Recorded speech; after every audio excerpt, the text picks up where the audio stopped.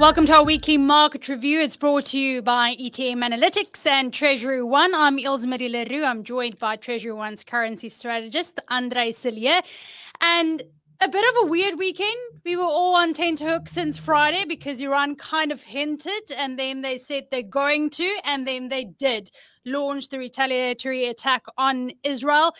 Massive spectacle. If everyone saw the videos on all the social media of all these drones and missiles flowing over with minimum damage. And that was kind of, I think, the strategy behind Iran. They wanted something that's going to not be too damaging, but really looks and reminds the world that, you know, this is what we're capable of. And now, obviously, everyone is waiting to see how Benjamin Netanyahu is going to respond to this. The US indicating that, you know, they're not looking for a widespread conflict to break out. So we're waiting for that. But, Andre, everyone was kind of waiting since the attack on, it was Saturday evening, to see what markets were going to do this morning, what was going to happen to the oil markets, and quiet. Yes. If we look at that, then what is the best way to describe it in terms of the markets? The drones were shot down by the allies or something, because not too much that we're seeing in terms of oil price, in terms of currencies or anything. But I think if one says that there's no impact now, the drones were shot off. They were counterattacked and shot down. There were no loss of life and not too much damage. Iran says that they are happy with what they've done and they're done for now. Netanyahu, on his end, what does he and his war cabinet say? They say, we will not retaliate immediately. We will discuss with our allies and other countries in the region, and at a time that suits us, we will take this up with Iran. So I don't think that the tension is any less this morning. I think there's an escalation of tensions. We've had it from the US that they say they will not partake in any retaliation. You know, the same with the war between Ukraine and Russia, where the West is saying that they will not enter into the war. It's an interesting one, and it's been interesting for the last 2 years, and it's becoming more interesting with this whole Iran, Israel, Gaza situation. We won't get involved, but we'll send some ammunition and we'll send some tax. You know, are you involved or are you not involved? I think you can't deny that there's involvement. So the escalation of tension is continuously rising without an end. The Middle East situation contributes to a huge part to the world in terms of oil. Oil, that's a huge part of energy generation and everything in all countries all over the world. So if this escalates and does have an impact further on prices, on oil supply, etc., it will definitely have an impact on the rest of the world. Well, then, you know, you mentioned that the West is kind of want to keep their fingers out of the hot pie, but still provide some support for it. And they're doing that by sending weapons and such. But obviously with the UK-Russian one, we're also seeing sanctions. The US implemented new sanctions against Russian commodities and supplies, which disrupted the metal markets significantly. And, you know, markets are trying to find ways around these sanctions because it does have consequences for prices, for supply routes, etc. Yes, it does. At the moment, we're seeing prices slightly going up, which benefits us in South Africa to some extent. It helps our terms of trade, etc. So not a totally negative situation for us, but from a world perspective, these things remain a problem.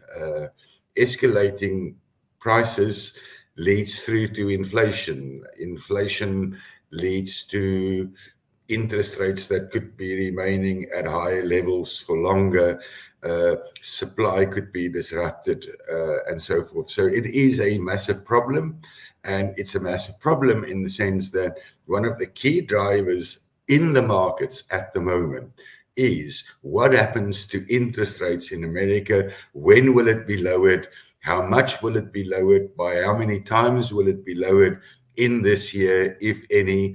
So that's one of the absolute key drivers. And the Middle East tensions, oil prices, metals with new sanction, elevated prices there, impact on shipping costs because of higher oil prices. And so these things all filter back into the possibility of a second round of inflation, where we've already seen that inflation continuously going a little bit higher. So these things are now becoming drivers that drives the biggest driver in the market.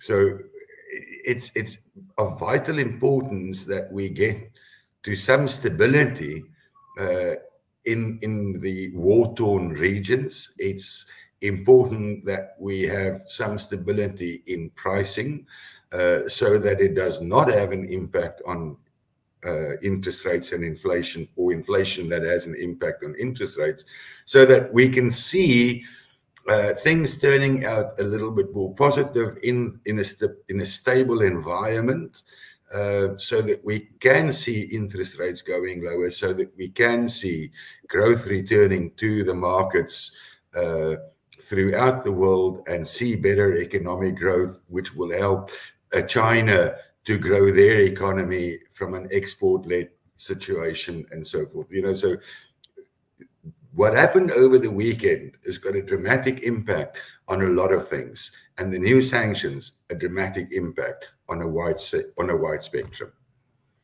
Also, a dramatic impact locally on the rand, which is a tumbleweed in these geopolitical scenarios playing out. And while we're kind of waiting for the dust to settle on that and we get some more certainty as we go forward, markets likely looking to more domestic factors. Inflation figures will be released this week in South Africa, which could provide more guidance for the rand going throughout the week, right?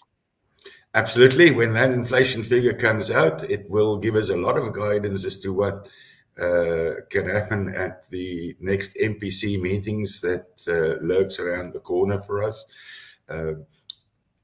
With prices on fuel and so forth that have increased in the last month and two, with Eskom's prices that increased in the beginning of April for direct users, and that will increase in July for other consumers, that could be slightly negative towards our inflation rate.